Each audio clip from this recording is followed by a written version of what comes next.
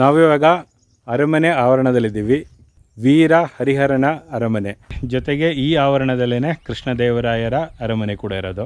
ನಮ್ಮ ಜೊತೆ ಗೈಡ್ ಮಂಜುನಾಥ ಗೌಡ್ರು ಇದ್ದಾರೆ, ಅವ್ರ ಜೊತೆ ನೋಡೋಣ ಬನ್ನಿ.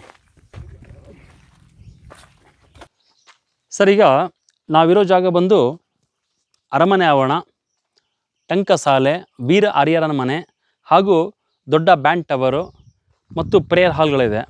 ಸೊ ಇಡೀ ಸಂಪೂರ್ಣವಾಗಿರ್ತಕ್ಕಂಥ ಪ್ರಾಂಗಣದ ಬಲಭಾಗದಲ್ಲಿ ನೋಡಿಕೊಂಡ್ರೆ ಎತ್ತರವಾದ ಕೋಟೆ ಗೋಡೆ. ಈ ಕೋಟೆ ಗೋಡೆ ಎಷ್ಟು ಅದ್ಭುತವಾಗಿ ಮಾಡಿದ್ದಾರೆ ಅಂದರೆ, ಇಲ್ಲಿ ನೋಡಿ, ಬರೀ ಕಲ್ಲು ಮೇಲೆ ಕಲ್ಲನ್ನು ಇಟ್ಬಿಟ್ಟು ನಿರ್ಮಾಣ ಮಾಡತಕ್ಕಂಥದ್ದು. ಮಧ್ಯದಲ್ಲಿ ಯಾವುದೇ ಇಟ್ಟಿಗೆ ಆಗಲಿ, ಚಿಕ್ಕ ಕಲ್ಲಾಗಲಿ, ಗಾರೆ ಆಗಲಿ, ಮಣ್ಣಾಗಲಿ ಯಾವುದು ಬಳಸದೇ ಕಲ್ಲ ಮೇಲೆ ಕಲ್ಲನ್ನಿಟ್ಟು ಮಾಡಿರುವಂತಹ ಎತ್ತರವಾದ ಕೋಟೆ ಗೋಡೆಗಳು.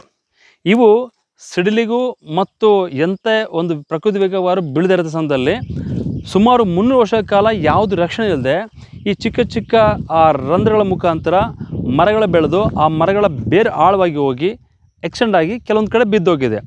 ಸಹಜವಾಗಿ ಬೀಳುವಂಥ ಶೈಲಿ ಎಲ್ಲೂ ಇಲ್ಲ. ಎಲ್ಲಿ ಮರಗಳು ಬೆಳ್ಕೊಂಡು ಬೇರೆ ಆಳವಾಗಿ ಹೋಗುತ್ತೆ ಅದು ಎಕ್ಸ್ಟೆಂಡ್ ಆಗಿ ಬಿದ್ದಿರ್ತಕ್ಕಂಥದ್ದು.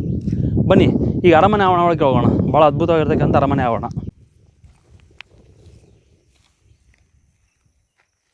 ಈಗ ನಾವು ವೀರ ಹರಿಹರ ಅವರ ಅರಮನೆಗೆ ಹೋಗ್ತಾ ಇದ್ದೀವಿ.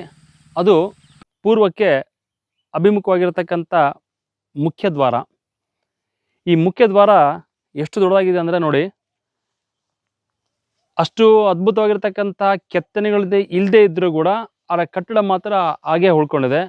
ಮೇಲ್ಗಡೆ ಎಲ್ಲ ಈ ಕಟ್ಟಿಗೆ ಅಥವಾ ಶ್ರೀಗಂಧದ ಕಟ್ಟಿಗೆಯಿಂದ, ಮರದ ಕಂಬಗಳಿಂದ ಮಾಡತಕ್ಕಂಥ ಛಾವಣಿ, ಅದ್ಭುತವಾದಂತಹ ಎಂಟ್ರೆನ್ಸು. ಇಲ್ಲಿ ಬಾಗಿಲುಗಳು, ಇಲ್ಲಿ ಬಾಗಿಲಿಟ್ಕೊಳ್ಳಿಕ್ಕೆ ಮರದ ಬಾಗಿಲುಗಳು. ಅರಮನೆ ಒಳಗಡೆ ಬಂದಾಗ ಈ ಮೊದಲ ಮೈದಾನ ಏನಿದೆಯಲ್ಲ, ಇದು ರಾಜ ಹೊರಗಡೆ ಹೋಗುವಂಥ ಸಂದರ್ಭದಲ್ಲಿ ಸಹಜವಾಗಿ ರಥವನ್ನು ಬಳಸ್ತಾಯಿದ್ರು, ಕುದುರೆಯನ್ನು ಬಳಸ್ತಾಯಿದ್ರು, ಹಾಗೆ ಆನೆಗಳನ್ನು ಬಳಸ್ತಾಯಿದ್ರು. ಅಲ್ಲಿ ಒಂದು ಚಿಕ್ಕ ಪ್ಲಾಟ್ಫಾರ್ಮ್ ಕಾಣುತ್ತೆ ನೋಡಿ. ಆ ಚಿಕ್ಕ ಪ್ಲಾಟ್ಫಾರ್ಮು ಆನೆ ಹೋಗಿ ನಿಂತ್ಕೊಳ್ಳೋದಕ್ಕೆ ರಾಜ ಮೆಟೀರಿಯಲ್ ಮುಖಾಂತರ ಮೇಲ್ಗಡೆ ಹೋಗಿ ಪ್ಲಾಟ್ಫಾರ್ಮಿಂದ ಒಂದು ರ್ಯಾಂಪ್ ಮುಖಾಂತರ ಮೇಲ್ಗಡೆ ಬಂದು ಆನೆ ಮೇಲೆ ಹತ್ಕೊಳ್ಳಿಕ್ಕೆ ಮಾಡತಕ್ಕಂಥದ್ದು.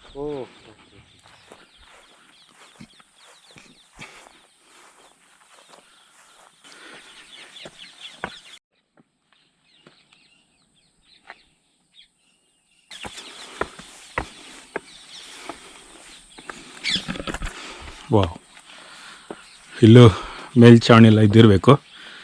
ಅದಕ್ಕೆ ಇಷ್ಟೊಂದು ಕಲ್ಲುಗಳಿರಬೇಕು. ಈ ಇಲ್ಲಿನ ಪಿಲ್ಲರ್ಸ್ ಎಲ್ಲ ತುಂಬ ವಿಭಿನ್ನವಾಗಿದೆ. ಎಲ್ಲ ಈ ಥರ ಕಲ್ಲುಗಳು ಸಣ್ಣ ಸಣ್ಣ ಕಲ್ಲುಗಳಿಂದ ಮಾಡಿರುವಂಥದ್ದು, ಈ ಥರ ಶೇಪಲ್ಲಿ.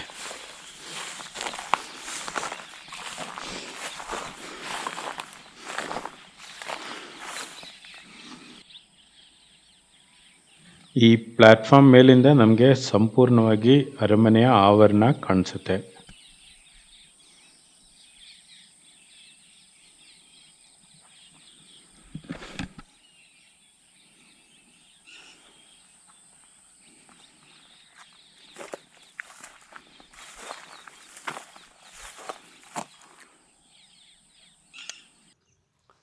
ಅದೇ ರೀತಿ ಒಂದು ಗೋಡೆ ಇದೆ, ಎತ್ತರವಾದ ಗೋಡೆ. ಇವೆಲ್ಲ ಆ ಪ್ರಾಂಗಣ ಕಾಣ್ತದ ಒಳಗಡೆ, ಅದು ಅರಮನೆಯಲ್ಲಿ ವಿಶೇಷ ಮಂತ್ರಿಗಳ ಜೊತೆ ಏನಾದರೂ ಸಮಾಲೋಚನೆ ಮಾಡಬೇಕಾದಾಗ ಬಂದು ಕೂತ್ಕೊಂಡು ಮಾತುಕೊಳ್ಳಿಕ್ಕೆ. ಅದು ಇಲ್ಲಿ ಹೆಚ್ಚಾಗಿ ತಿಮ್ಮರಸು ಮತ್ತು ಕೃಷ್ಣದೇವರಾಯರು ಅವರ ಚರ್ಚೆ ಮಾಡಲಿಕ್ಕೆ ಮಾಡತಕ್ಕಂಥ ಒಂದು ಪ್ಲಾಟ್ಫಾರ್ಮ್ ಅಂತ ಹೇಳಲಿಕ್ಕೆ ಆಗುತ್ತೆ. ಯಾಕೆ ಅರಮನೆಯಲ್ಲಿ ಜಾಸ್ತಿ ಅವರಿಗೆ ಅವಕಾಶ ಇತ್ತು, ಆದರೆ ಅಲ್ಲಿ ರಾಜ್ಯ ಪ್ರಾಂಗಣದಲ್ಲಿ, ರಾಜ್ಯ ದರ್ಬಾರದಲ್ಲಿ ಎಲ್ಲರಿಗೂ ಅವಕಾಶ ಇತ್ತು. ಅರಮನೆಯ ಮುಂಭಾಗದ ಮೊದಲನೇ ಪ್ರಾಂಗಣ ಜೊತೆಗೆ ಅಲ್ಲಿಂದ ಒಂದು ಚಿಕ್ಕ ದ್ವಾರ ಇದೆ ನೋಡಿ. ಇದರ ಮುಖಾಂತರ ಹೋದಾಗ ಇನ್ನೊಂದು ದರ್ಬಾರ್ ಹಾಲ್ ಸಿಗುತ್ತೆ. ಚಿಕ್ಕ ಚಿಕ್ಕ ಕಟ್ಟಡಗಳು,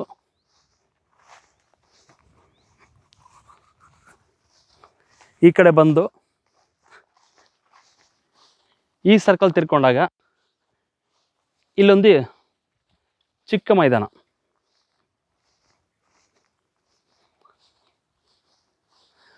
ಇದರೊಳಗಡೆ ಮತ್ತೊಮ್ಮೆ ಮೆಟ್ಟಿಲು ಹತ್ಕೊಂಡು ಒಳಗಡೆ ಹೋದರೆ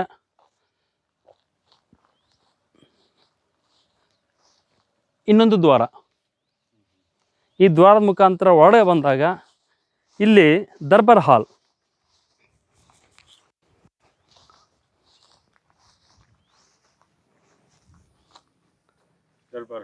ಹಾಂ, ಚಿಕ್ಕದಾಗಿ ಕಾಣುತ್ತೆ ನೋಡಿ. ಸೊ ಇಲ್ಲಿ ಎಡಗಡೆಯಿಂದ ಮೆಟ್ಲು ಹತ್ಕೊಂಡು ಮೇಲೊಳಗೆ ಕೂತ್ಕೊಳ್ಳೋಕ್ಕೆ, ಅಲ್ಲಿ ಮಧ್ಯದಲ್ಲಿ ಕೂತ್ಕೊಳ್ಳೋಕ್ಕೆ, ಇಲ್ಲಿ ಮಂತ್ರಿ ಮಹನೀಯರು ಕೂತ್ಕೊಳ್ಳೋಕ್ಕೆ 2 ಆನೆಗಳಿದೆ. ಸಂಪೂರ್ಣವಾಗಿ ಹಾಳಾಗಿದೆ. ಇದು ರೆನೋವೇಷನ್ ಮಾಡಿದ್ರು ಕೂಡ ಒಡೆದೋಗ್ಬಿಟ್ಟಿದೆ. ಸೊ ಇದು ಒಂದು ಅರಮನೆಯಲ್ಲಿ ಚಿಕ್ಕ ಡಿಸ್ಕಷನ್ ಪಾಯಿಂಟ್. ಈ ದರ್ಬಾರ್ ಹಾಲ್ ನಂತರ ಸ್ವಲ್ಪ ಈ ಉತ್ತರಾಭಿಮುಖ ಹೋದರೆ ಮತ್ತೊಂದು ದ್ವಾರ ಇದೆ, ಚಿಕ್ಕ ದ್ವಾರ.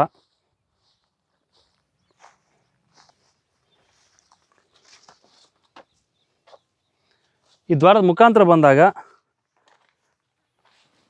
ರಾಜರ ಅಂತಃಪುರ ಅಂದರೆ ಈ ಬೆಡ್ರೂಮ್.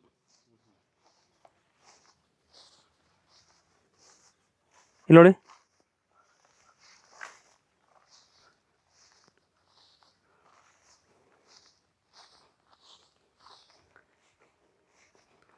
ಇದು ಅವರ ಮಲಗುವ ಕೋಣೆ, ಬೆಡ್ರೂಮ್ ಅಲ್ವಾ.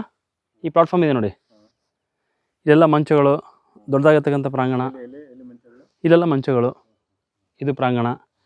ಆ ಬೆಡ್ರೂಮಲ್ಲಿ ಟಾಯ್ಲೆಟ್ಸ್, ಬಚ್ಚಲ ಮನೆ, ಶೌಚಾಲಯ. ಇಲ್ಲಿ ನೋಡಿ, ಇದು ದೊಡ್ಡದಾಗಿರ್ತಕ್ಕಂಥ ಬಚ್ಚಲು. ಇದು ಕೂಡ ಅಷ್ಟೇ. ಇಲ್ಲಿ ಆ ಬಚ್ಚಲು ನೀರು ಹೋಗೋದಕ್ಕೆ ಇಲ್ಲಿ ನೋಡಿ, ಸ್ಮಾಲ್. ಈ ಬಚ್ಚಲು ನೀರು ಹೋಗೋದಕ್ಕೆ ಹಾಗೆ ಇದೆಯಲ್ಲ ಟಾಯ್ಲೆಟ್ ಕಮೋಡ್ ಇದೆಯಲ್ಲ, ಅದು VIP ಕಮೋಡ್ ಬರುತ್ತೆ ನೋಡಿ ವೆಸ್ಟರ್ನ್ ಸ್ಟೈಲಲ್ಲಿ. ಆ ಥರ ಇಟ್ಕೊಳ್ಳೋದಕ್ಕೆ ಇದು ಚಿಕ್ಕದಾಗಿದೆ ನೋಡಿ. ಇದು ಆ ತಂಬಿಗೆಯನ್ನು ಇಟ್ಕೊಳ್ಳಿಕ್ಕೆ ಮಾಡ್ತಕ್ಕಂಥ ಪ್ಲಾಟ್ಫಾರ್ಮ್. ತಂಬಿಗೆ ಇಟ್ಕೊಳ್ಳೋಕ್ಕೆಲ್ಲ ನೋಡಿ ಎಷ್ಟು ಬ್ಯೂಟಿಫುಲ್ ಆಗಿದೆ. ತಂಬಿಗೆ, ಬಕೆಟ್, ಯಾವುದೋ ಒಂದು ಪ್ಲಾಟ್ಫಾರ್ಮ್ ಇಟ್ಕೊಳ್ಳೋಕ್ಕೆ. ಸ್ವಲ್ಪ ಹಾಗೆ ಮುಂದ್ಗಡೆ ಬಂದರೆ ಇಲ್ಲಿ ನೋಡಿ, ಇದು ಸೆಪ್ಟಿಕ್ ಟ್ಯಾಂಕ್, ಶೌಚಗುಂಡಿ. Septic tank. ಸೊ ಅಲ್ಲಿಂದ ಒಳಗಡೆ ಹೋಗುತ್ತೆ ಅಂಡರ್ಗ್ರೌಂಡ್ ಮುಖಾಂತರ. ಹಾಂ, ಅಂಡರ್ಗ್ರೌಂಡ್ ಮುಖಾಂತರ. ಎಷ್ಟು ಬ್ಯೂಟಿಫುಲ್ ಪ್ಲಾನ್ ಮಾಡಿದಾರಲ್ಲ. ಹೌದು. ಈ ಅರಮನೆಯಲ್ಲಿ ಸ್ವಲ್ಪ ಮುಂದೆ ಹೋಗ್ತಾ ಹೋಗ್ತಾ ಈ ಬೆಡ್ರೂಮ್ ನಂತರ ಮತ್ತೊಂದು ಪ್ರಾಂಗಣ ಸಿಗುತ್ತೆ.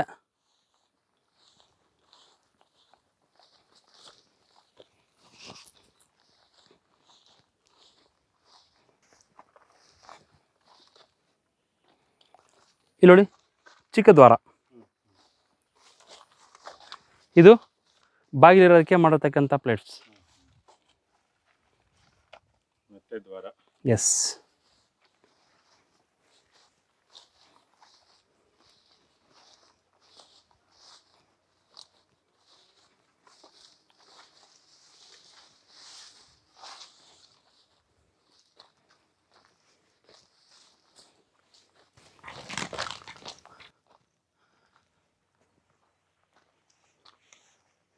ಈಗ ನಾವು ಇನ್ನೊಂದು ದರ್ಬಾರ್ ಹಾಲ್ ಅಲ್ಲಿಂದ ನೋಡಿದ್ವಲ್ಲ, ಆ ಪ್ಲೇಸಿಗೆ ಬರ್ತಾ ಇದ್ದೀವಿ.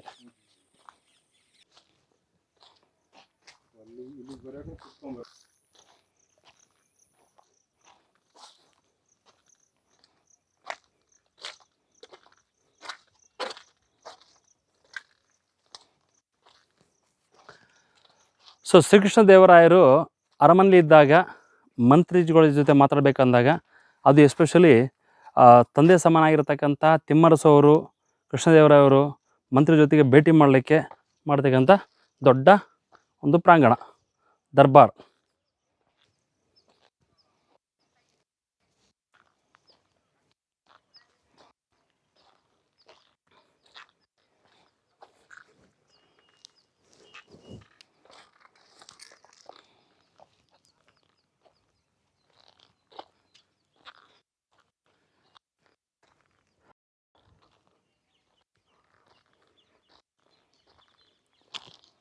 ಇಲ್ಲಿ ಕಾಣ್ತದೆ ನೋಡಿ, ಕರೆಕ್ಟಾಗಿ ಚೌಕಾಗಿರೋದು. ಇಲ್ಲಿ ಒಂದು ಸ್ವಲ್ಪ ಎತ್ತರವಾಗಿರ್ತಕ್ಕಂಥ ಒಂದು ಪ್ಲಾಟ್ಫಾರ್ಮ್ ಇತ್ತು. ಸೊ ಈ ಪ್ಲಾಟ್ಫಾರ್ಮ್ ಮೇಲ್ಗಡೆ ಸಿಂಹಾಸನ ಕೂತ್ಕೊಂಡು ಮಂತ್ರಿಗಳ ಜೊತೆ ಸಮಾಲೋಚನೆ ಮಾಡುವಂಥ ಕೋಣ. ಈ ರಾಜ ದರ್ಬಾರ್ನಿಂದ ಕೆಳಗಡೆ ಇಳಿದ್ಬಿಟ್ಟು ಹೋದರೆ ಈ ಅರಮನೆ ಹಿಂಭಾಗದಲ್ಲಿ ಒಂದು ನೀರಿನ ತೊಟ್ಟಿ ಇದೆ. ಸಹಜವಾಗಿ ಮನೆಯಲ್ಲಿ ನಾವು ಓವರ್ ಹೆಡ್ ಟ್ಯಾಂಕ್ ಮನೆ ಮೇಲ್ಗಡೆ ಇರುತ್ತಲ್ವ, ಸೊ ಗ್ರೌಂಡಲ್ಲಿರಂತೆ ಒಂದು ಮೇಲ್ಗಡೆ ಒಂದು ಇಟ್ಕೊಳ್ತೀವಿ. ಇಲ್ಲಿ ಮೇಲ್ಗಡೆ ಇಟ್ಕೊಳ್ಳೋಕ್ಕೆ ಅಂಥ ಅವಕಾಶ ಇರಲಿಲ್ಲ ಕಾರಣ ಅವ್ರು ನೆಲಗಳನ್ನೇ ಮಾಡ್ಕೊಂಡಿರ್ತಕ್ಕಂಥ ದೊಡ್ಡ ಟ್ಯಾಂಕ್ ಇದೆ ಅರಮನೆ ಹಿಂಭಾಗದಲ್ಲಿ. ಬನ್ನಿ ಹೋಗೋಣ.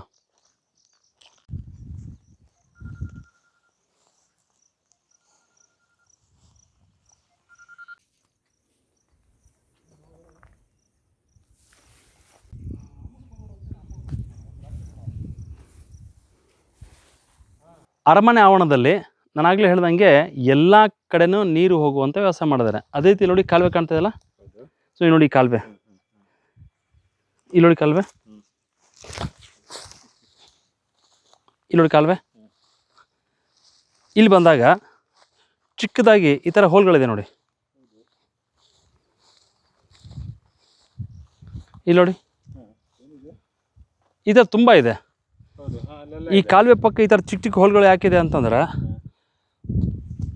ಅಂದಾಜಿನ ಪ್ರಕಾರ ಈ ಪ್ರಾಂಗಣ ಓಪನ್ ಆಗಿರಬಹುದು, ಈ ಪ್ರಾಂಗಣದ ಒಳಗಡೆ ಒಂದು ಚಿಕ್ಕ ಗಾರ್ಡನ್ ಆಗಿರ್ಬೋದು, ಹಾಗೆ ಹೂಕೊಂಡಲುಗಳಾಗಿರ್ಬೋದು. ಎರಡನೇದು ಕೆನಲ್ ಪಕ್ಕನೇ ಇದೆ, ನೀರಿನ ಗುಂಡಿಗಳಾಗಿರ್ಬೋದು.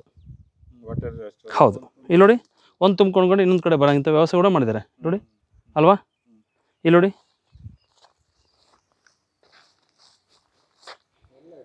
ಇಲ್ಲಿ ನೋಡಿ ಈ ಕಾಲುವೆ ಪಕ್ಕದಲ್ಲೇ ಕನೆಕ್ಟಿವಿಟಿ ಇದೆ, ಈ ಥರ ಗುಂಡಿಗಳಿದೆ. ಅಂದರೆ ಕಾಲುವೆಯಲ್ಲಿ ನೀರು ಬಿದ್ದಂಥದ್ದು ಈ ಗುಂಡಿ ಒಳಗಡೆ ಹೋಗಿರ್ಬೋದು ಅಥವಾ ನೀವು ಹೂವಿನ ಕೊಂಡಗಳು ಮಾಡ್ಕೊಂಡಿರ್ಬೋದು. ಇಲ್ವಲ್ಲ ನೋಡಿ.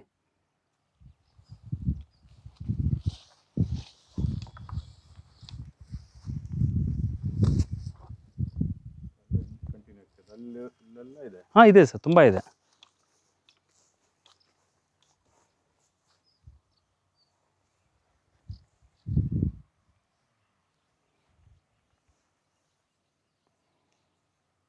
ಈ ಅರಮನೆ ಸಂಪೂರ್ಣವಾಗಿ ಶ್ರೀಗಂಧದ ಕಟ್ಟಿಗೆಯಿಂದ ಮಾಡಿದರು.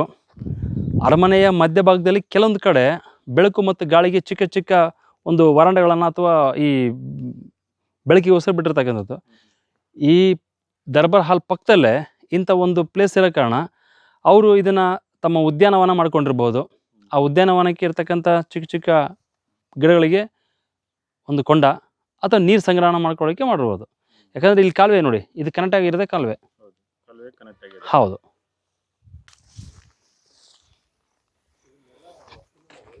ಅಲ್ಲಿ ನೋಡಿ ಆ ಕಾಲುವೆ ಹಂಗೆ ಕಂಟಿನ್ಯೂ ಆಗಿದೆ ಗೋಡೆ ಪಕ್ಕದಲ್ಲಿ. ಸೊ ಹಾಗೆ ಬನ್ನಿ ಈ ಕಡೆ.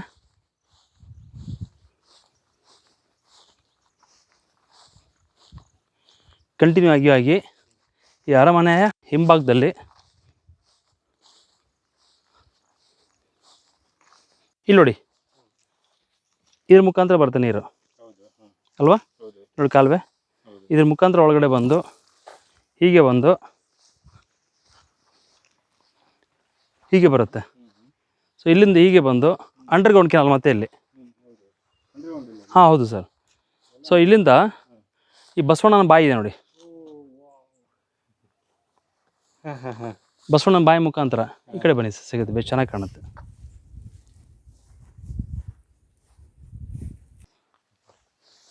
ಆ ಬಸವಣ್ಣನ ಬಾಯಿಯಲ್ಲಿ ಮುಖಾಂತರ ನೀರು ಕೆಳಗಡೆ ಹೋಗುತ್ತೆ.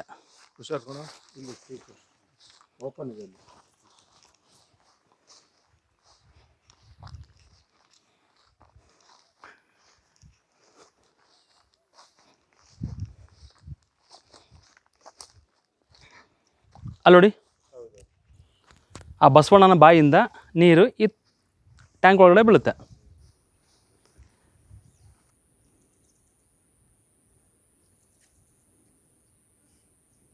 ಆಗ ನೀರು ತುಂಬಿಕೊಳ್ಳೋಕ್ಕೆ ಆ ಮೆಟೀರಿಯಲ್ ಮುಖಾಂತರ ಕೆಳಗಡೆ ಬರ್ತಾಯಿದ್ರು.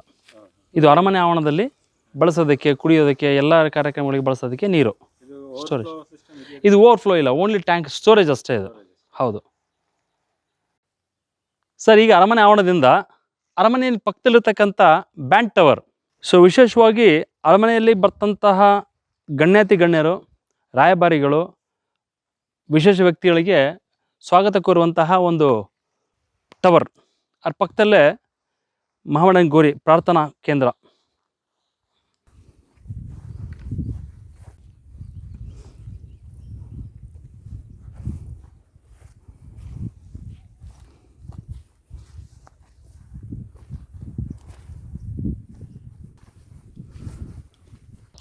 ಇಲ್ಲಿ ರಾಜ ಮನೆತನದವರು ಹಾಗೆ ವಿಜಯ ಸಾಮ್ರಾಜ್ಯ ಅರಸರು ಧರ್ಮಶ್ರೇಷ್ಠತೆಗಳು ಎಲ್ಲ ಜಾತಿ ಧರ್ಮಕ್ಕೆ ಅನುಗುಣವಾಗಿ ಅವರಿಗೆ ಅನುಕೂಲ ಮತ್ತು ಸಹಕಾರ ನೀಡ್ತಕ್ಕಂಥ ವ್ಯಕ್ತಿಗಳಾಗಿದ್ದರು.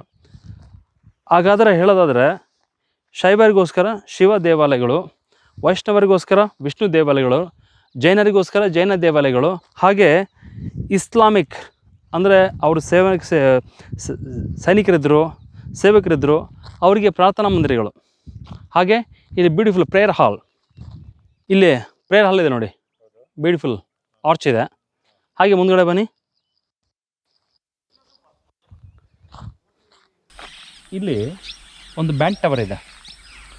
ಸೊ ಅರಮನೆಗೆ ಬರ್ತಕ್ಕಂಥ ಗಣ್ಯ ವ್ಯಕ್ತಿಗಳು ಮತ್ತು ರಾಯಭಾರಿಗಳು ಬಂದಾಗ ಅವರು ನಮ್ಮ ಸಾಂಪ್ರದಾಯಿಕ ವಾದ್ಯ ಮೇಳಗಳ ಮುಖಾಂತರ ವಾದ್ಯ ಮೇಳಗಳನ್ನು ನುಡಿಸಿ ಅವರಿಗೆ ಸ್ವಾಗತ ಕೊಡ್ತಾಯಿದ್ರು. ನಮ್ಮ ಸಾಂಪ್ರದಾಯಿಕ ವಾದ್ಯ ಮೇಳಗಳು ಗಣ್ಯ ವ್ಯಕ್ತಿಗಳು ಬಂದಾಗ. ಸೊ ಆ ರೀತಿ ನೋಡಿ ಎಲ್ಲ ಆಕ್ಟಿಗನಲ್ ಶೇಪಲ್ಲಿ ಇದು ಕೂಡ ಬ್ಯೂಟಿಫುಲ್ ಹಿಂದೂ ಇಸ್ಲಾಮಿಕ್ ಸ್ಟ್ರಕ್ಚರು.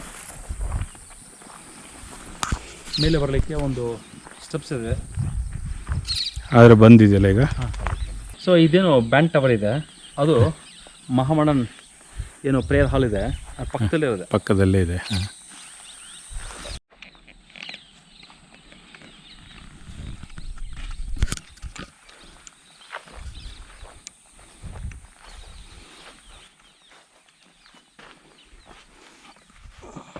ನಿಮಗೆ ಇಲ್ಲಿ ಒಳಗಡೆ ಬನ್ನಿ ನೋಡಿ, ಇದು ಹೆಂಗ್ ಬರುತ್ತೆ. ಹೌದು, ಸಿಕ್ಕೋಟಕ್ಕೆ ಇದು DTS ಸೌಂಡ್ ಬರುತ್ತೆ ನೋಡಿ, ಯೂಶಲಿ ಆ ಥರ ಎಫೆಕ್ಟ್. ಹೌದು, ಅದು ಎಕ್ಕೋ ತುಂಬ ಇದೆ. ಓ ಓ ಓ ಓ ಅಲ್ವಾ? ಹಾಂ, ತುಂಬ ಎಕ್ಕೋ. ಸೊ ಹಂಗಾಗಿ ಇಲ್ಲಿ ಆ ವಾದ್ಯ ಮೇಳ ಸ್ವಲ್ಪ ಮಟ್ಟಿಗೆ ಬಳಸಿದ್ರು ಕೂಡ ಆ ಎಕ್ಕೋ ತುಂಬ ಬರ್ತಾ ಇತ್ತು. ಅಷ್ಟು ಬ್ಯೂಟಿಫುಲ್ ಆಗಿದೆ, ಆಕ್ಟಿಗನಲ್ ಶೇಪ್. ಓಕೆ, ಹೌದು.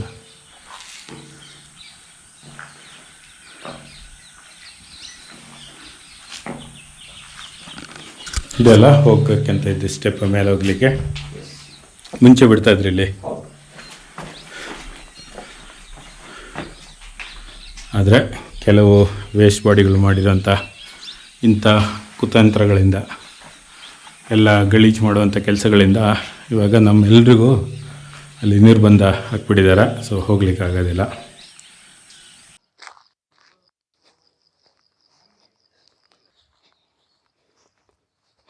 ಆಗಲಿ ನಮಸ್ತೆ ನಮಸ್ತೆ ಬಾಸ್. ಏನು ಮಾಡೋದು ಹಂಗೆ. ಸೊ ಇದು ಇಸ್ಲಾಮಿಕ್ ಸೋಲ್ಜರ್ಸ್ಗೆ ಪ್ರೇಯರ್ ಹಾಲ್, ಬ್ಯೂಟಿಫುಲ್ ಹಾಲ್. ಅಲ್ಲಿ ನೋಡಿ, ನೈಸ್ ಡಿಸೈನ್ ಇದೆ, ಆರ್ಚ್ ಇದೆ, ಮೇಲ್ಗಡೆ ಬ್ಯೂಟಿಫುಲ್ ಆರ್ಚಸ್ ಇದೆ. ಪ್ರೇಯರ್ ಹಾಲ್.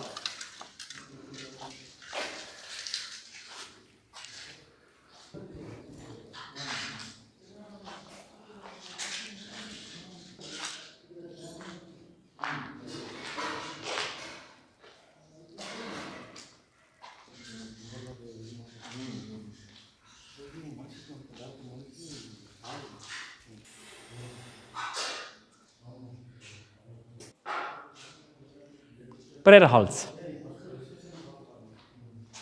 ಇಲ್ಲ ಎಕೋ ಬರುತ್ತೆ ನೋಡಿ. ಇಲ್ಲ ಹಾಗೇನಿಲ್ಲ ಸರ್, ಎಲ್ಲೆಲ್ಲಿ ಟೂಮ್ಸ್ ಇದೆ ಬಿಜಾಪುರದಲ್ಲಿ ನೋಡಿರಲ್ಲ, ಎಲ್ಲಿ ಟೂಮ್ಸ್ ಇದೆ ಅಲ್ಲಿ ಎಕೋ ಬಂದೇ ಬರುತ್ತೆ. ಈಗ ನಾವು ಇದೇ ಆವರಣದಲ್ಲಿರುವಂಥ ಇನ್ನೊಂದು ವಾಚ್ ಟವರ್ ಹೋಗಿ ನೋಡೋಣ. ಕಾರ್ನರಲ್ಲಿ ಕಾಣುತ್ತಲ್ಲ, ಇದು ಕಾವಲು ಗೋಪುರಗಳು, ಹಿಂದೂ ಮತ್ತು ಇಸ್ಲಾಮಿಕ್ ಶೈಲಿ ಇರತಕ್ಕಂಥ ಕಟ್ಟಡಗಳು. ಯಾಕೆ ಈ ಅರಮನೆ ಆವರಣದಲ್ಲಿ ಈ ರೀತಿಯ ಕಟ್ಟಡಗಳು ಸಿಗುತ್ತೆ ಅಂದರೆ, 14ನೇ ಶತಮಾನದಲ್ಲಿ ಸಹಜವಾಗಿ ಬೆಟ್ಟದ ಮೇಲೆ 4 ಕಂಬಗಳು ಚಾವಣಿ ಇರತಕ್ಕಂಥದ್ದೇ ಈ ಕಾವಲು ಗೋಪುರಗಳು. ಆದರೆ ಅರಮನೆ ಆವರಣದಲ್ಲಿ ಕಟ್ಟಿರ್ತಕ್ಕಂಥ ಕೋಟೆ ಗೋಡೆಗಳಿಗೆ ಹಿಂದೂ ಮತ್ತು ಇಸ್ಲಾಮಿಕ್ ಅಂದರೆ 15 ಮತ್ತು 16 ಶತಮಾನದಲ್ಲಿ ಕಟ್ಟಿರ್ತಕ್ಕಂಥ ಕೋಟೆಗಳು. ಸೊ ಇವು ನೋಡಿ, ಮೇಲೆ ಟೂಮ್ ಥರ ಇದೆ, ಆರ್ಚ್ ಇದೆ. ಸೊ ದೊಡ್ಡ ದೊಡ್ಡ ಕಲ್ಲುಗಳನ್ನು ಕೆಳಗೆ ಬಳಸ್ಕೊಂಡಿದ್ದಾರೆ, ಚಿಕ್ಕ ಚಿಕ್ಕ ಕಲ್ಲುಗಳನ್ನು ಮೇಲೆ ಬಳಸ್ಕೊಂಡಿದ್ದಾರೆ. ಇದು ಗಾರೆಯಿಂದ ಕೂಡ ಸೇರಿಸ್ಕೊಂಡು ನಿರ್ಮಾಣ ಮಾಡಿದ್ದು. ಸೊ ಹೀಗಾಗಿ ಈ ಅರಮನೆ ಆವರಣದಲ್ಲಿ ಕಾವಲುಗಾರರಿಗೆ ಮಾಡುವಂತಹ ಎತ್ತರವಾದ ಕಟ್ಟಡಗಳಿಗೆ ಕಾವಲು ಗೋಪುರಗಳು ಅಂತ. 14ನೇ ಶತಮಾನದಲ್ಲಿ ಏನಿದೆ ಅರಮನೆ ಆವರಣ, ದೊಡ್ಡದಾಗಿರ್ತಕ್ಕಂಥ ಅರಮನೆ ಆವರಣ, 15 ಮತ್ತು 16 ಶತಮಾನದಲ್ಲಿ ಇಲ್ಲಿ ಗಿಲಾನಿ ಸಹೋದರರು ಅಂತ ಒಳಗಡೆ ಬಂದಾಗ ಅವರು ಅರಮನೆ ಆವರಣ ಪಕ್ಕದಲ್ಲೇ ಪ್ರೇಯರ್ ಹಾಲ್ಗಳು, ಅಂದರೆ ತಮ್ಮ ಪ್ರಾರ್ಥನೆ ಮಾಡಲಿಕ್ಕೆ ಮಂದಿರಗಳು, ಜೊತೆಗೆ ಈ ಹಿಂದೂ ಇಸ್ಲಾಮಿಕ್ ಶೈಲಿಯ ಕಟ್ಟಡಗಳು ಮಾಡ್ಕೊಂಡಿರೋದು. ಹಾಗಾಗಿ ಅವರ ವ್ಯಕ್ತಿಗೆ ಮಹಮಡನ್ ವಾಚ್ ಟವರ್, ಮಹಮಡನ್ ಗೌರಿ ಅಥವಾ ಮಹಮಡನ್ ಪ್ರಾರ್ಥನಾ ನಿಲಯ ಅಂತ ಮಾಡಿರೋದು ಆ ಕಡೆ. ಸೊ ಏರಿಯಾ ಎಲ್ಲ ಹೌದು, Mohammedan watch towers, Mohammedan area. Okay. So ಈ ಮಹಮಡನ್ ಗೌರಿ ಆ್ಯಂಡ್ ವಾಚ್ ಟವರ್ಸ್ಗಳು ಏನಿದೆಲ್ಲ, ಸೊ ಒಳಗಡೆ ಈ 10 ವರ್ಷ ಮುಂಚೆ ಎಲ್ರಿಗೂ ಬಿಡ್ತಾಯಿದ್ರು. ಬಟ್ ಈಗ ಯಾರಿಗೂ ಬಿಡೋದಿಲ್ಲ, ಯಾಕಂದರೆ ಒಂದೆಲ್ಲ ನ್ಯೂಸೆನ್ಸ್ ಮಾಡ್ತಾರೆ, ಅದಕ್ಕೆ ಇದೆಲ್ಲ ಫೆನ್ಸಿಂಗ್ ಹಾಕಿ ಎಲ್ಲ ಬ್ಯಾರಿಗೇಟ್ ಹಾಕಿಬಿಟ್ಟು ಒಳಗಡೆ ಗೇಟನ್ನು ಹಾಕಿಬಿಟ್ಟಿದ್ದಾರೆ, ಯಾರಿಗೂ ಒಳಗಡೆ ಹೋಗಲಿಕ್ಕೆ ಬಿಡೋದಿಲ್ಲ.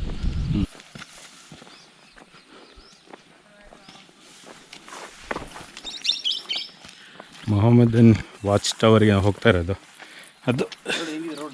ಹೌದು, ಹಾಂ ಹೌದಲ್ಲ, ಪಾತ್ವೆ. ಹೌದು, ಇದು ಪಾತ್ವೆ. ಇದು ಯಾವಾಗಲೂ ಕ್ಲೋಸ್ ಇರೋದು, ನಮ್ಮ ಲಕ್ಕಿಗೆ ಇವಾಗ ಓಪನ್ ಇದೆ. ಸೊ ಬೇರೆಯವ್ರು ಬರುವಾಗ ಅದರೊಳಗೆ ಹೋಗೋದು ಸುಲಭ ಅಲ್ಲ, ಯಾಕಂದರೆ ಲಾಕ್ ಇರುತ್ತೆ.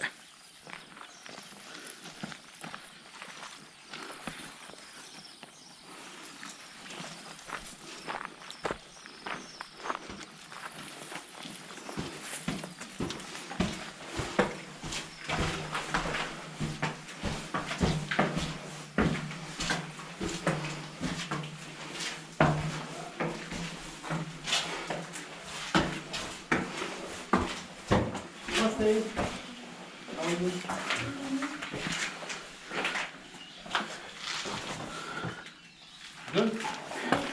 Where are you from? Spain. Spain. Live in India? Yes. Good. Enjoy? Yes, I love. Bye-bye. Bye. Finally ಹಂಪಿಗೆ ಬಂದು ಒಂದು ವಾಚ್ ಟವರ್ ಮೇಲೆ ಹತ್ತಲಿಕ್ಕಾಯ್ತು. ಸೊ ವಾಚ್ ಟವರಿಂದ ನಾವು ವಾಚ್ ಮಾಡೋಣ. ಇವೆಲ್ಲ ಹಿಂದೂ ಇಸ್ಲಾಮಿಕ್ ಸ್ಟ್ರಕ್ಚರ್ಸು. ಯೂಶ್ವಲಿ ಬೇರೆ ಎಲ್ಲೋ ಇರಲ್ಲ. ಇವತ್ತೇನು ಆಲ್ಮೋಸ್ಟ್ ವರ್ಕ್ ಮಾಡಿದ್ಮೇಲೆ ಸ್ವಲ್ಪ ಬೇರೆ ಅವಕಾಶ ಕೊಟ್ಟಿರ್ಬೋದು ಅಷ್ಟೇ. ಸೊ 99% ನಾವು ಯಾವತ್ತು ಯಾರಿಗೆ ಕರ್ಕೊಂಬಂದಿಲ್ಲ. ಇವತ್ತು ನಿಮ್ಮ ಲಕ್ಕಿ ಆಲ್ಮೋಸ್ಟ್ ವೀಕ್ಷಕಲೈತಿ ನಾವು ಕೂಡ ಅವಕಾಶ. ಇಲ್ಲೊಂದು ಡೋಮ್ ಬಿದ್ದೋಗಿದೆ ಅಲ್ಲ, ಸಂಪೂರ್ಣವಾಗಿ ಬಿದ್ದೋಗಿದೆ. ಇಲ್ಲಿ ಇದೇ ಥರ ಒಂದು ಡೋಮ್ ಇರಬೇಕಿತ್ತು.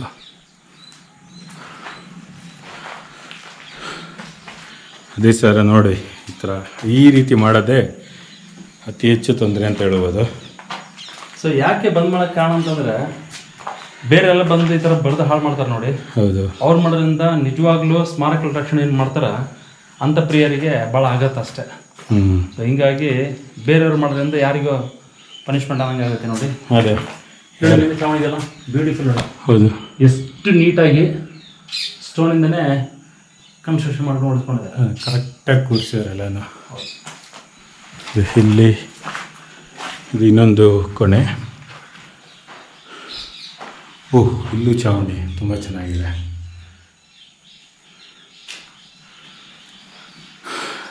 ಇದೆಲ್ಲ ವಾಚ್ ಟವರಿಂದ ವಾಚ್ ಮಾಡುವಂಥ ಸ್ಥಳಗಳು. ಹಜಾರರಾಮ ದೇವಸ್ಥಾನ ಅಲ್ವಾ? ಈ ಕಡೆ ಬ್ಯಾಂಡ್ ಟವರ್ ಮತ್ತು ಮೊಹಮ್ಮದನ್ ಪ್ರೇಯರ್ ಅಲ್ವಾ, ಪ್ರಾರ್ಥನಾ ಮಂದಿರ ಅಲ್ವಾ. ಹಾಗೆ ಇಲ್ಲೂ ಒಂದು, ನಾವು ಆಗಲೇ ಅಲ್ಲಿ ನಿಂತ್ಕೊಂಡೆ ಮಾತಾಡಿದ್ದು.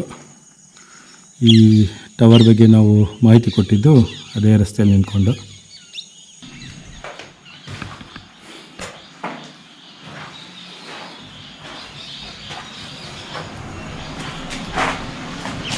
ಸೊ ಇವತ್ತಿನ ಟೆಕ್ನಾಲಜಿಯಲ್ಲಿ ನಾವು ಈ ಥರ ಆರ್ಚ್ ಮಾಡಬೇಕಾದ್ರೆ ಈ ಸ್ಟೀಲ್ ನಾವು ಉಪಯೋಗಿಸ್ತೀವಿ, ಆಮೇಲೆ ಬೆಡ್ಡಿಂಗ್ ಹಾಕಿ ಅದೆಲ್ಲ ಮಾಡ್ಕೊಳ್ತೀವಿ.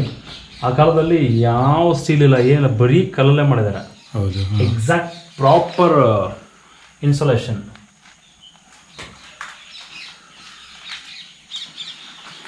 ಇದು ಎಲ್ಲ ಕಡೆ ಇಲ್ಲಿ ಇದರಿಂದ ನೋಡೋ ಥರ ಅಲ್ವಾ.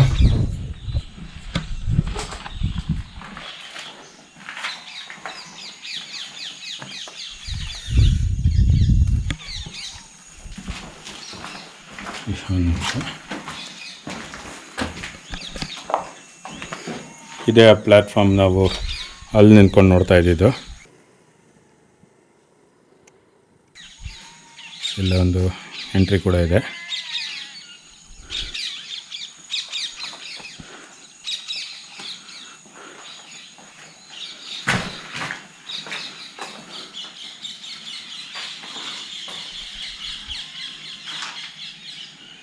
ಸೂಪರ್. ಈ ವಾಚ್ ಟವರಿಗೆ ಬರುವಂಥ ನೋಡಿ ಪಾತ್ವೆ ಹೇಗಿದೆ, ಎಷ್ಟು ಚೆನ್ನಾಗಿ ಮಾಡಿದ್ದಾರೆ.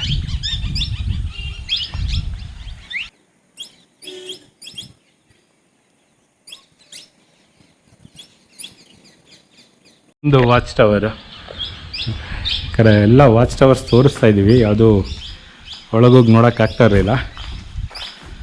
ಮತ್ತೆ ಇದು ಯಾರಿಗಾದ್ರೂ ಬರೋಕ್ಕೆ ಅವಕಾಶ ಸಿಗುತ್ತೆ ಏನೋ.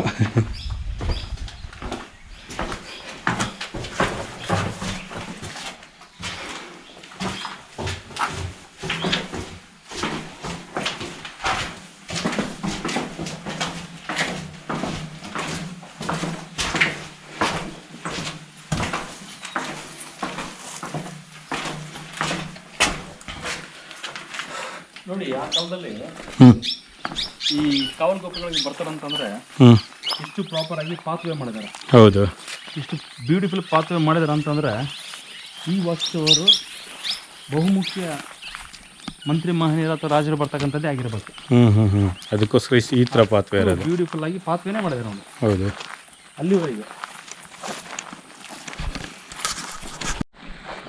ಹಾಂ, ಈ ಪಾತ್ವೆ ಬರೋಕ್ಕೆ ಇಲ್ಲಿ ದ್ವಾರ ಇತ್ತು ಏನೋ ಅಲ್ವಾ? ಮಹದ್ವಾರ ಇಲ್ಲಿತ್ತು ಅನ್ನೋದಕ್ಕೆ ಹಾಂ, ಈ ಗೋಡೆ ಎಲ್ಲ ಬಿದ್ದೋಗಿದೆ. ಹೌದು. ಈ ರೀತಿ ಪಾತ್ವೆ ಇತ್ತು ವಾಚ್ ಟವರಿಗೆ. ನಾವು ಅರಮನೆ ಆವರಣ ಪಕ್ಕದಲ್ಲಿ ಗಣ್ಯ ವ್ಯಕ್ತಿಗಳ ಮನೆಗಳಿದೆ. ಆ ಗಣ್ಯ ವ್ಯಕ್ತಿಗಳ ಮನೆಗಳನ್ನು ನೋಡಲಿಕ್ಕೆ ಎಲ್ಲ ದೊಡ್ಡ ಜಾಗ ಇದೆ, ಹಾಗಾಗಿ ಆಗೋದಿಲ್ಲ. ಒಂದೇ ಕಾರಣಕ್ಕೆ ಆರ್ಕಿಯಾಲಜಿಕಲ್ ಸರ್ವೆ ಫಂಡದವರು ಒಂದು ಬ್ಯೂಟಿಫುಲ್ ಸ್ಟೆಪ್ಸ್ ಎಲ್ಲ ಹಾಕಿ ಒಂದು ಗುಡ್ಡದ ಮೇಲೆ ಕೂತ್ಕೊಂಡು ಆ ಗಣ್ಯ ವ್ಯಕ್ತಿಗಳ ಮನೆಗಳನ್ನು ನೋಡುವಂತಹ ವ್ಯೂ ಇದೆ. ಸೊ ಭಾಳ ಅದ್ಭುತವಾಗಿ ಕಾಣುತ್ತೆ. ನಿಮಗೆಲ್ಲ ಗೊತ್ತಿರ್ಬೋದು, ವಿಜಯನಗರ ಸಾಮ್ರಾಜ್ಯದಲ್ಲಿ ಪ್ರಮುಖ ಏನು ಅಷ್ಟದಿಗ್ಗಜರು ಅಂತ ಹೇಳ್ತೀವಿ, ತಿಮ್ಮರಸು, ತೆನ್ನರಾಮಕೃಷ್ಣ, ದೂರ್ಜಟ್ಟಿ, ಅಲಸಾನಿ ಪದ್ದನ, ಪಿಂಗಳಗೆರೆ ಸೂರಯ್ಯ, ಇಂಥ ಹಲವಾರು ಕವಿಗಳಿದ್ರು. ಅದರಲ್ಲಿ ಅಷ್ಟದಿಗ್ಗಜರು ಅಂತೇಳಿ ಇವ್ರನ್ನ ಮೆನ್ಷನ್ ಮಾಡಿದ್ದಾರೆ. ಅವರು ಬರೆದಂತಹ ಕಾವ್ಯಗಳು, ಅವ್ರು ಬರೆದಂಥ ಕೃತಿಗಳು, ಅವರು ನಡೆದಂತಹ ಒಂದು ಬೋನ ವಿಜಯಂ ಅಂತ ಹೇಳ್ತೀವಿ. ಸೊ ಕೃಷ್ಣದೇವರಾಯಗೂ ಅಷ್ಟೇ ಅವ್ರ ಜೊತೆ ಅಷ್ಟು ಆತ್ಮೀಯತೆ ಭಾವಗಳಿದೆ. ಯಾಕಂದರೆ ಕೃಷ್ಣದೇವರಾಯ ಕೂಡ ಒಬ್ಬ ಕವಿಯಾಗಿದ್ದ. ಆತನಿಗೆ ಸಕಲ ಕಲಾಬಲ್ಲವ ಒಂದು ಕಲೆಗಳು ಗೊತ್ತಿತ್ತು, ವಿದ್ಯೆಗಳು ಗೊತ್ತಿತ್ತು. ಹಾಗಾಗಿ ಕವಿಗಳ ಜೊತೆ ಕವಿಗೋಷ್ಠಿಗಳನ್ನು ಮಾಡ್ತಾಯಿದ್ರು, ಯುದ್ಧಗಳನ್ನು ಮಾಡ್ತಾಯಿದ್ರು, ಜನರ ಸಾಮಾನ್ಯ ಜೊತೆಗೆ ಬೆರಿತಾಯಿದ್ರು, ಅವ್ರ ಕಷ್ಟ ಸುಖಗಳನ್ನು ಕೇಳ್ಕೊಳ್ತಾಯಿದ್ರು. ಜನರ ಹತ್ತಿರಕ್ಕೆ ಹೋಗುವಂಥ ಸಂದರ್ಭದಲ್ಲಿ ತಾನು ಮಾರುವೇಷದಲ್ಲಿ ಹೋಗಿ ಜನರ ಕಷ್ಟವನ್ನು ತಿಳ್ಕೊಳ್ಳುವಂಥ ವ್ಯಕ್ತಿಯಾಗಿದ್ದರು. ಸೊ ಕೃಷ್ಣದೇವರಾಯ ಯಾಕೆ ಆ ಸಮಯನ 20 ವರ್ಷ ಕಾಲಾವಧಿಯನ್ನು ಸುವರ್ಣ ಯುಗ ಅಂತ ಕಟ್ತೀವಿ ಅಂತಂದರೆ, ಜನರಿಗೆ ಅಷ್ಟು ಹತ್ತಿರವಾಗಿದ್ದ, ಜನರಿಗೆ ಅಷ್ಟು ವ್ಯವಸ್ಥೆ ಮಾಡಿಕೊಟ್ಟಿದ್ದ, ಜನರಿಗೆ ಅಷ್ಟು ಅನುಕೂಲ ಮಾಡಿಕೊಟ್ಟಿದ್ದ. ಆ ಸಮಯದಲ್ಲಿ ಬಹಳ ಪ್ರಗತಿ ಹೊಂದಿತ್ತು. ಸೊ ರಾಷ್ಟ್ರೀಯ ಮತ್ತು ಅಂತಾರಾಷ್ಟ್ರೀಯ ಮಾರುಕಟ್ಟೆ ನಿರ್ಮಾಣ ಮಾಡೋದು ಅಂದರೆ ಅದು ಸಾಮಾನ್ಯವಲ್ಲ. ಕೃಷ್ಣದೇವರಾಯ ತನ್ನ ಆಡಳಿತದಲ್ಲಿ ತಾನೇ ಬರೆದಂಥ ಒಂದು ಅಮುಕ್ತ ಮೌಲ್ಯ ಅಂತ ಬುಕ್ಕ ಇದೆ. ಆ ಬುಕ್ಕದಲ್ಲಿ ತಾನು ಮಾಡಿದಂಥ ಆಡಳಿತ ವ್ಯವಸ್ಥೆಯನ್ನು ಎಷ್ಟು ಸ್ಪಷ್ಟವಾಗಿ ಬರ್ತಿದೆ ಅಂದರೆ, ಈಗಿನ ಮುಂದಿನ ಪೀಳಿಗೆ ಕೂಡ ಅದನ್ನು ಅನುಸರಿಸ್ಕೊಂಡೋದ್ರಿಗೆ ಒಂದು ಒಳ್ಳೆಯ ಆಡಳಿತ ಕೂಡ ಕೊಡಬಹುದು. ಅಷ್ಟು ಒಂದು ವ್ಯವಸ್ಥೆ ಮಾಡಿಕೊಟ್ಟಿದೆ ಕೃಷ್ಣದೇವರಾಯ ಅವರು. ಬರೀ ಕೃಷ್ಣದೇವರಾಯ ಸಮಯದಲ್ಲೇ ಅಷ್ಟೊಂದು ಪ್ರಗತಿ ಕಾಣ್ತಿದೆ ಅಂತ ಹೇಳೋದಕ್ಕಿಂತ ಹೆಚ್ಚಾಗಿ 14-15 ಶತಮಾನದಲ್ಲಿ ಕೂಡ ಹಲವಾರು ರಾಜ್ಯಗಳು ಇಲ್ಲಿ ಶ್ರಮಪಟ್ಟಿದ್ದಾರೆ ಮತ್ತು ಅವರು ವಿಸ್ತಾರಗಳು ಮಾಡಿದ್ದಾರೆ. ಉದಾಹರಣೆಗಳಿದ್ದಾರೆ, ಹರಿಹರ ಬುಕ್ಕರಾಯರ ಸಂಸ್ಥಾಪಕರು. ಅವರು ಸಂಸ್ಥಾಪನೆ ಮಾಡಿದ್ರೆ ವಿಜಯ ಸಾಮ್ರಾಜ್ಯದ ಇಷ್ಟೊಂದು ಉತ್ತುಂಗಕ್ಕೆ ಹೋಗ್ತಾನೆ ಇರಲಿಲ್ಲ. ವಿಜಯನಗರ ಸಾಮ್ರಾಜ್ಯ ಸಂಸ್ಥಾಪಕ ಹರಿಹರ ಬುಕ್ಕರಾಯರು ಕೆಲವು ದೇವಸ್ಥಾನಗಳನ್ನು, ಅರಮನೆಗಳನ್ನು, ಮಾರುಕಟ್ಟೆಗಳನ್ನು ನಿರ್ಮಾಣ ಮಾಡ್ತಾರೆ. ಬಟ್ ಅವರ ಸಮಯದ ನಂತರ ಏನಾದರೂ ವಿಸ್ತಾರ ಮಾಡಬೇಕನ್ನೋ ಸಮಯದಲ್ಲಿ ಪ್ರೌಢದೇವರ ಮಹತ್ವ ಕೂಡ ತುಂಬ ಜಾಸ್ತಿ ಇದೆ. ಪ್ರೌಢದೇವರಾಯ, ಇಮ್ಮಡಿ ದೇವರಾಯ, ವಿರೂಪಾಕ್ಷ, ವೀರಹರಿಹರ, ಸೊ ವಿರೂಪಾಕ್ಷ, ಇಂಥ ಹಲವಾರು ರಾಜ್ಯಗಳು ಬರ್ತಾರೆ. ಬಟ್ ಅವರ ಡೆಡಿಕೇಶನ್ ತುಂಬ ಇದೆ. ಆ ಡೆಡಿಕೇಶನ್ ಜೊತೆಗೆ ಕೃಷ್ಣದೇವರಾಯ ವಿಶೇಷವಾಗಿ ಆ ಸಮಯದಲ್ಲಿ ಆಸಕ್ತಿ ವಹಿಸಿ ಅವರು ನಿಲ್ಲಿಸಕ್ಕಂಥ ಎಲ್ಲ ಕಾರ್ಯಗಳನ್ನ ಮುಂದುವರಿಸ್ಕೊಂಡು ಯಾವ ಮಾಡಬೇಕಂತ ಕಾರ್ಯಗಳನ್ನ ತಾವು ಅಳವಡಿಸ್ಕೊಂಡು ವಿಸ್ತಾರ ಮಾಡ್ತಾರೆ. ಹಾಗಾಗಿ ಕೃಷ್ಣದೇವರಾಯ ಬಹಳ ಪ್ರಬಲ ಮತ್ತು ವಿಶೇಷ ಚಾಣಾಕ್ಷತ ರಾಜ.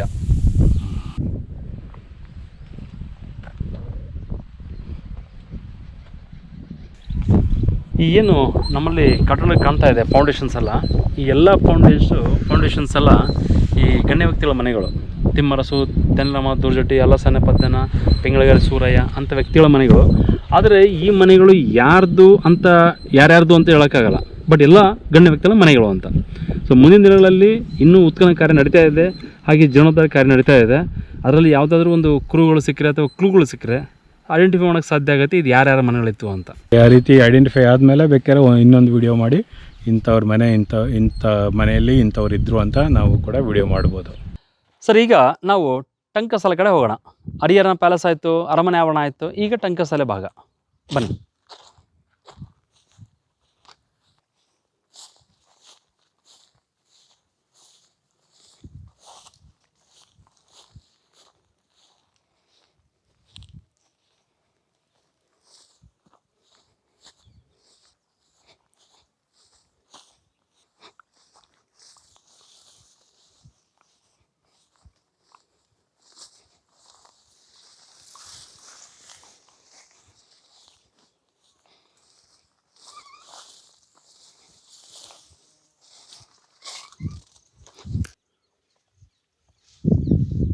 ಇಲ್ಲಿ ನೋಡಿ, ಈ ಥರ ಎಲ್ಲ ಕೋಟೆ ಗೋಡೆಗಳು.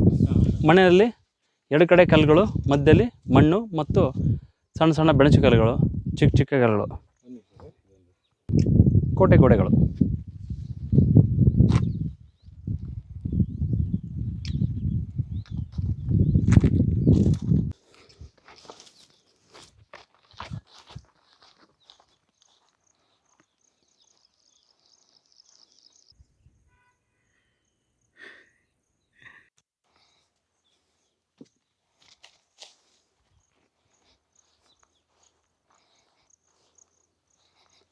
ಸೊ ಇವೆಲ್ಲ ಗೋಡೆಗಳು ಚೆನ್ನಾಗಿದೆ ನೋಡಿ ಅಲ್ವಾ.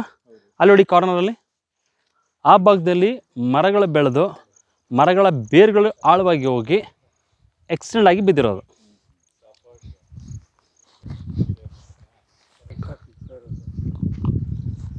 ಸರ್, ಈ ಭಾಗ ಏನಿದೆಲ್ಲ ಇದೆಲ್ಲ ಟಂಕಸಾಲೆ ಮತ್ತು ಡಣಕನ ಫೋರ್ಟ್. ಸೊ ಎಲ್ಲ ಸ್ಟ್ರಕ್ಚರ್ಸ್ ಎಲ್ಲ ಬಿದ್ದೋಗ್ಬಿಟ್ಟಿದೆ, ಕಟ್ಟಡಗಳೆಲ್ಲ ಬಿದ್ದೋಗಿದೆ, ಬರೀ ಅಡಿಪಾಯ ಮಾತ್ರ ಉಳ್ಕೊಂಡಿದೆ. ಈ ಥರ ಸ್ಕ್ವೇರ್ ಕಾಣ್ತದಲ್ಲ, ಇದೆಲ್ಲ ಅಡಿಪಾಯಗಳು, ಫೌಂಡೇಶನ್. ಸೊ ಮೇಲಿರ್ತಕ್ಕಂಥ ಸ್ಟ್ರಕ್ಚರ್ ಸಂಪೂರ್ಣವಾಗಿ ಹಾಳಾಗಿದೆ.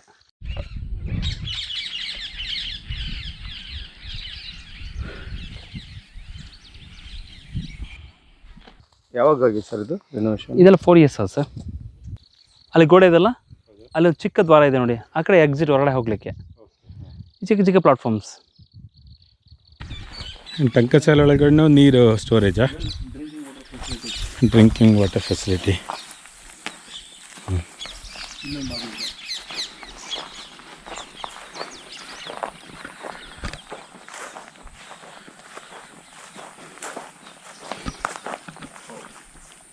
ಓ, ಇಷ್ಟು ಆಳ ಇದೆಯಾ? ಸೊ ಅದು ಅಷ್ಟೇ ಇರುತ್ತೆ, ತುಂಬ ಆಳ ಇದೆ. ಅಂದರೆ ಸೊ ನಾವು ಆಗಲೇ ನೋಡಿದ್ವಲ್ಲ, ಅದು ಅರಮನೆ ಆವರಣಕ್ಕೆ ಎಂಟ್ರಿ. ಹೌದು. ವೀರ ಹರಿಹರ ಅರಮನೆ. ವೀರ ಹರಿಹರ ಬುಕ್ಕರಾಯರು ಸಂಸ್ಥಾಪಕರಾಗಿದ್ದ ಕಾರಣ ಅವರು ಅರಮನೆ ಕಟ್ಕೊಂಡಿದ್ರು. ನಂತರದಲ್ಲಿ ಪ್ರತಿಯೊಬ್ಬ ರಾಜಮನೆತನ ಬದಲಾವಣೆ ಆದಾಗ ಅವರು ಆ ಅರಮನೆಗಳನ್ನು ಬಳಸ್ತಾ ಇದ್ರು. ಅದೇ ಅರಮನೆ ಸಹಜವಾಗಿ ನಂತರದಲ್ಲಿ ಸೊ ತುಳುವ ಡೈನೆಸ್ಟಿ ಆದಮೇಲೆ, ಸಂಗಮ ಆದಮೇಲೆ ಸಾಳುವ ತುಳುವ ಆದಮೇಲೆ ಕಂಟಿನ್ಯೂ ಹಾಳಾಗಿರ್ತಕ್ಕಂಥದ್ದು. ಹೀಗಾಗಿ ಆ 3 ಅರಮನೆತನದವರು ಬಳಸಿದಂಥ ಅರಮನೆಗಳಿಗೆ ವೀರ ಹರಿಹರ, ಕೃಷ್ಣದೇವರಾಯ, ಪ್ರೌಢದೇವರ ಅರಮನೆಗಳಂತ. ಬಟ್ ಕೃಷ್ಣದೇವರ ಕಾಲಾವಧಿಯಲ್ಲಿ ತಾನು ವಿಶೇಷವಾಗಿ ಕೆಲವೊಂದು ಅರಮನೆಗಳನ್ನು ಸ್ವಲ್ಪ ಎಕ್ಸ್ಪ್ಲೋರ್ ಮಾಡ್ಕೊಂಡಿದ್ದಾನೆ. ದೇವಸ್ಥಾನಗಳನ್ನು, ಮಾರುಕಟ್ಟೆಗಳನ್ನು ಹೆಂಗೆ ವಿಸ್ತಾರ ಮಾಡಿದ್ದಾರೆ, ಅದೇ ರೀತಿ ತನ್ನ ಅರಮನೆ ಆವರಣಗಳನ್ನು ಸ್ವಲ್ಪ ವಿಸ್ತಾರ ಮಾಡಿಕೊಂಡಿದ್ದಾರೆ. ಸೊ ಕೃಷ್ಣದೇವರಾಯ ಆ ಮನೆ ಅರಮನೆ ಜೊತೆಗೆ ಮತ್ತೊಂದು ಅರಮನೆಯನ್ನು ಕಡೆ ಕಟ್ಕೊಂಡಿರೋದು ನೋಡಿ. ಬನ್ನಿ, ಇಲ್ಲಿದೆಯಾ?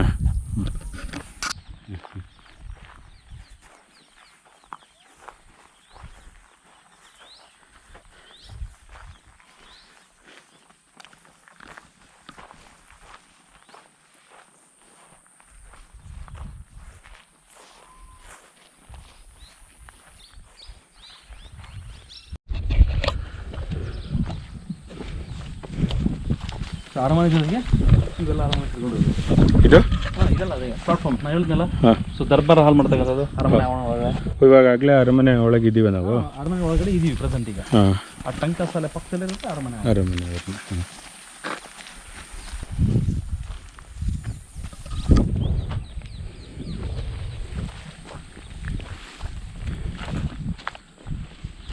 ಪ್ರತಿಯೊಂದು ಅರಮನೆಗೆ ಒಳಗಡೆ ಬರಬೇಕಾದಾಗ ವಿವಿಧ ರೀತಿಯ ಭಾಗಗಳಿದೆ ನೋಡಿ. ಹೌದು. ಇಲ್ಲಿ ಒಂದು ಸಣ್ಣ ಮಹಾದ್ವಾರ ಇದೆ. ಹೌದು. ಸೊ ಇವೆಲ್ಲ ಗೋಡೆಗಳು. ಅರಮನೆ ಆವರಣ ಸಂಪೂರ್ಣವಾಗಿ ಅರಮನೆ ಆವರಣ. ಚಾವಣಿಯನ್ನು ಶ್ರೀಗಂಧ ಕಟ್ಟಿಗೆಗಳು. ನೀವು ಕಲ್ಪನೆ ಮಾಡ್ಕೊಳ್ಳಿ, ಈ ಗೋಡೆ ಒಳಗಡೆ ಇಷ್ಟೊಂದು ಪ್ರಾಂಗಣ ಇದೆ, ಈ ಪ್ರಾಂಗಣ ಒಳಗಡೆ ಹೇಗೆ ಹೋಗ್ತಿದ್ರು ಅಂತ. ಸೊ ಈ ರೀತಿ ದೊಡ್ಡ ಗೋಡೆಗಳ ಮಧ್ಯೆ ದೊಡ್ಡ ದೊಡ್ಡ ಪ್ರಾಂಗಣಗಳು. ಬಹಳ ಅದ್ಭುತವಾದ ಅರಮನೆ ಆವರಣ.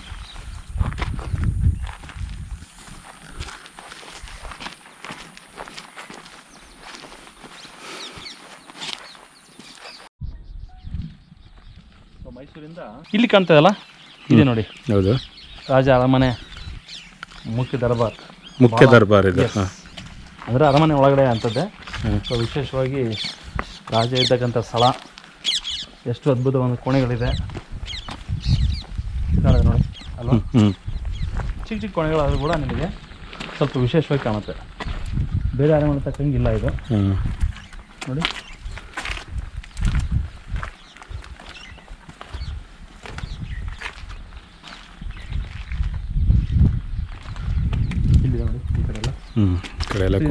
ಅಪ್ಪು ಇಲ್ಲಿವರೆಗೆಲ್ಲ ರೆನೋವೇಷನ್ ಮಾಡಿದ್ದಾರೆ.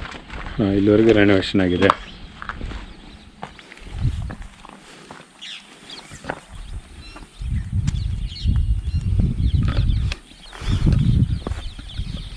ಇದಿಷ್ಟು ಅರಮನೆ ಆವರಣ, ಪ್ರಾಂಗಣ.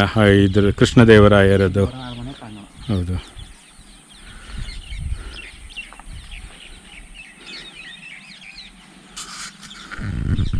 ಸೊ ಇಲ್ಲೇನು ನಿಮ್ಮ ಎದುರಿಗೆ ಕಾಣ್ತಾ ಇದಲ್ಲ ಬಂಡೆಗಳು, ಎತ್ತರವಾದ ದೊಡ್ಡ ಬಂಡೆಗಳು ಕಾಣುತ್ತಲ್ಲ, ಈ ಬಂಡೆಗಳು ಪ್ರಕೃತಿ ಕೊಟ್ಟಿರ್ತಕ್ಕಂಥ ಕೊಡುಗೆ, ನೈಸರ್ಗಿಕವಾಗಿ ಫಾರ್ಮ್ ಆಗಿರ್ತಕ್ಕಂಥ ಬಂಡೆಗಳು. ಸೊ ಇವು ಒಂದಕ್ಕೆ ಇನ್ನೊಂದು ಅವಲಂಬಿತವಾಗಿದೆ. ಬಟ್ ಇದರ ವಿಶೇಷತೆ ಅಂದರೆ ನಮ್ಮ ಸ್ಥಳೀಯವಾಗಿ ಒಂದು ಕತೆ ಇದೆ. ಅಕ್ಕ ತಂಗಿಯರು ಹಂಪೆಗೆ ಬಂದಾಗ ಈ ಎಲ್ಲ ನೋಡಿ, ಆಗ ಏನು ಬರೀ ಎಲ್ಲ ಕಲ್ಲುಗಳ ನಾಡು, ಕಲ್ಲು ಥರ ಆಗಿಬಿಟ್ಟಿದೆ ಅಂತೇಳಿ ಅಂದಾಗ ಆ ಸಮಯದಲ್ಲಿ ತಪಸ್ ಮಾಡ್ತಕ್ಕಂಥ ಋಷಿಮುನಿ ಅವರಿಗೆ ಏನು ಶಾಪವನ್ನು ಕೊಟ್ಟಿರ್ತಾರೆ. ಸೊ ನೀವು ಈ ಪ್ರಕೃತಿಯನ್ನೇ ಬೈಯುವಂತಹ ಈ ನೀವು ಕೃತಿಯನ್ನು ಮಾಡಿದೆ ಅಂದರೆ ನೀವು ಕಲ್ಲಾಗಿಬಿಡಿ ಅಂತ. ಸೊ ಹಾಗಾಗಿ ಅವರಿಬ್ಬರು ಕಲ್ಲಾಗಿದ್ದಾರೆ ಅಂತ, ಒಬ್ಬರು ಇನ್ನೊಬ್ಬರಿಗೆ ಈಗ ಹೊತ್ಕೊಂಡಿದ್ದಾರೆ, ವಾಲ್ಕೊಂಡಿದ್ದಾರೆ. ಅಯ್ಯೋ ನಮ್ಮ ದುರ್ಗತಿ ಯಾಕೆ ಹಿಂಗೆ ಬಂತು ಅಂತ. ಇದು 2011 ಮಾರ್ಚ್ 9ನೇ ತಾರೀಕಿಗೆ ಇದು ಬಂಡೆ ಸಿಳ್ಕೊಂಡು ಬಿದ್ದೋಯ್ತು. ನ್ಯಾಚುರಲ್ ಬಿದ್ದೋಯ್ತು. ಆ್ಯಕ್ಚುಲಿ ದೊಡ್ಡದಾಗಿತ್ತು, ಎಲ್ಲ ಅಖಂಡವಾಗಿ ಇರ್ತಿಲ್ಲ, ಬಿದ್ದು ಹೊಡೆದೋಯ್ತು. ಇದು ಈ ಭಾಗ ಇದೆಲ್ಲ, ಈ ಭಾಗ 2011 ಮಾರ್ಚ್ 9ನೇ ತಾರೀಕಿಗೆ ಬಿದ್ದೋಗಿರೋದು. ಅದು ಮೇಲೆ ಇತ್ತು, ಅದು ಹೌದು ಮೇಲ್ಗಡೆ ಇರೋದು. ಮೇಲೆ ಇತ್ತು. ಇದು ಸಿಲ್ಕೊಂಡು ಹೋಗಿದೆ, ಯಾವುದೇ ಏನು ಹಾನಿ ಆಗಿಲ್ಲ. ಬಟ್ ಅಕ್ಕ ತಂಗಿ ಅವು ಚೆನ್ನಾಗಿದ್ರು, ಈಗೆಲ್ಲ ಹೊಡೆದೋಗ್ಬಿಟ್ಟಿದ್ದಾರೆ ಬೇರೆ ಬೇರೆ. ಅಂದ್ರೆ ಮೇಲೆ ಹಂಗಾರೆ ದೊಡ್ಡ ಬಂಡೆ ಇತ್ತು. ಆಮೇಲೆ ದೊಡ್ಡ ಬಂಡೆ ಇಲ್ಲ, ಇದಿಷ್ಟು ಇದಿಲ್ಲ, ರೈಟ್ ಇದೆಲ್ಲ 1 2 3 ಪೀಸ್ ಸೇರಿ ಒಂದೇ ಬಂಡೆ ಇದೆ. Okay okay. ಇದು ಅದು ಮೇಲ್ಗಡೆ, ಅದು ಪಕ್ಕದಲ್ಲಿ ಒಂದು ಕೆಳಗಡೆ ಬಿದ್ದಿದೆ. ಅವು ಎಲ್ಲ 4 ಪೀಸ್ ಸೇರ್ಕೊಂಡು ಒಂದೇ ಬಂಡೆ. ಓಕೆ. ಆ ಎಲ್ಲ 4 ಪೀಸ್ ಆಗಿದೆ. ಓಕೆ. ಅದು ಆಡು ಭಾಷೆಯಲ್ಲಿ ಒಂದು ಕತೆ ಆದರೆ, ಇನ್ನೊಂದು ಕತೆ ಅಂದರೆ ಪೌರಾಣಿಕವಾಗಿ ಈ ಪಂಪಪೂರ್ಣದಲ್ಲಿ ಅಂದರೆ ಈ ಸಪ್ತ ಋಷಿಗಳು ಬಂದು ತಪಸ್ ಮಾಡಿದಂಥ ಜಾಗ ಇದು. ಆ ಸಪ್ತ ಋಷಿಗಳು ತಪಸ್ ಮಾಡಿದ ಸಂದರ್ಭದಲ್ಲಿ ಗಂಧರ್ವ ಕಿನ್ನರ ಕೆಂಪುರುಷರು ಅಂತ ಹೇಳ್ತಿರ್ತೀವಿ, ಅಂಥವ್ರು ಬಂದು ಆ ಋಷಿಮಣಿಗೆ ಏನು ತಪಸ್ಸನ್ನು ಭಗ್ನಗೊಂಡ ಮೇಲೆ ಆ ಋಷಿಗಳ ಶಾಪದಿಂದ ಕೂಡ ಈ ರೀತಿಯಾಗಿ ಕಲ್ಲಾಗಿದ್ದಾರೆ ಅಂತ. ಸಹಜವಾಗಿ ಯಾರು ಗಂಧರ್ವರು ಏನು ಗಂಧರ್ವ ಕಿನ್ನರ ಕೆಂಪುರುಷಗಳು ಅಂತ ಹೇಳ್ತೀವಿ. ಸೊ ಅದರಲ್ಲಿ ಕೆಲವರು ಏನು ಅವ್ರಿಗೆ ಋಷಿಗಳ ಮನೆಗಳಿಗೆ ತಪಸ್ಸನ್ನು ಭಗ್ನಗೊಳಿಸೋದಕ್ಕಾಗಿ ಅವ್ರ ಶಾಪದಿಂದಾಗಿ ಈ ರೀತಿ ಕಲ್ಲಾಗಿದ್ದಾರೆ ಅಂತ. ಸೊ ಇವೆಲ್ಲ ಕತೆಗಳು ಅಷ್ಟೇ. ಇದು ನೈಸರ್ಗಿಕವಾಗಿ ಇದ್ದಂತಹ ಬಂಡೆಗಳು. ಪುರಾಣ ಪುಣ್ಯ ಕಥೆಗಳು ಮತ್ತು ಆಡು ಭಾಷೆಯಲ್ಲಿ ನಮ್ಮ ಸಾಂಪ್ರದಾಯಿಕ ಅಜ್ಜಿ ಕಥೆಗಳು ಹೇಳ್ತಾರೆ ನೋಡಿ, ಅವೆಲ್ಲ ಕಥೆಗಳು ಸೇರಿಸ್ಕೊಂಡು ಹೇಳ್ತಿರೋದು. ನಾವು ಹೇಳೋದಾದರೆ ಇದು ಪ್ರಕೃತಿ ಕೊಟ್ಟಿರ್ತಕ್ಕಂಥ ಕೊಡುಗೆ, ಒಂದು ಏನೊಂದ ಬಗ್ಗೆ ಅವಲಂಬಿತವಾಗಿದೆ. ಆ ಸಂಪೂರ್ಣವಾದ ಬಂಡೆಗಳು ನೋಡಿ, ಹೌದು, ಇದು ಪ್ರಕೃತಿ ಕೊಟ್ಟಿರ್ತಕ್ಕಂಥ ಕೊಡುಗೆ. ನವಿಲ್ ಥರ ಕಾಣ್ತದೆ ನೋಡಿ ಸಂಪೂರ್ಣವಾಗಿ. ಹೌದೌದು. ಅದು ಮೇಲೆ ತಲೆ, ಕೊಕ್ಕು, ದೇಹ, ಇದಿಷ್ಟು ಸಂಪೂರ್ಣವಾಗಿ ವಿಂಗ್ಸ್, ಫೆದರ್ಸ್, ರೆಕ್ಕೆಗಳು, ಪುಕ್ಕಗಳು. ಸೊ ಇದು ಪ್ರಕೃತಿ ಎಷ್ಟೊಂದು ನಮಗೆ ಗಿಫ್ಟ್ ಕೊಟ್ಟಿದೆ. ಅದರಲ್ಲಿ ಸಂಪೂರ್ಣವಾಗಿ ನೋಡೋದ್ರೆ ಇದು ನವಿಲ್ ಥರ ಕಾಣುವಂಥದ್ದು. ಜೊತೆಗೆ ಇಲ್ಲಿ ಕೂಡ ಅಷ್ಟೇ, ನಮ್ಮಲ್ಲಿ ಮಳೆಗಾಲದಲ್ಲಿ ಬಂದರೆ ನೀವು ಎಷ್ಟೊಂದು ನವಿಲುಗಳನ್ನು ಇಲ್ಲಿ ನೋಡ್ಬೋದು. ಹೌದಾ? ಹಾಂ ಹೌದು. ಮಯೂರ ಮಳೆಗಾಲದಲ್ಲಿ ಬೆಟ್ಟದ ಮೇಲೆ ಬಂಡೆಗಳ ಮೇಲೆ ನೃತ್ಯ ಮಾಡುವಂಥದ್ದು, ನಿಂತ್ಕೊಂಡಿರ್ತಕ್ಕಂಥದ್ದು, ಅವು ತುಂಬ ಇದೆ. ಅರಮನೆ ಆವರಣ ಮತ್ತು ಟಂಕಶಾಲೆ ನೋಡಿದ್ರಲ್ಲ. ಮುಂದಿನ ವಿಡಿಯೋದಲ್ಲಿ ರಾಣಿ ಸ್ನಾನದ ಗೃಹ ನೋಡ್ಬೋದು. ನಮಸ್ಕಾರ.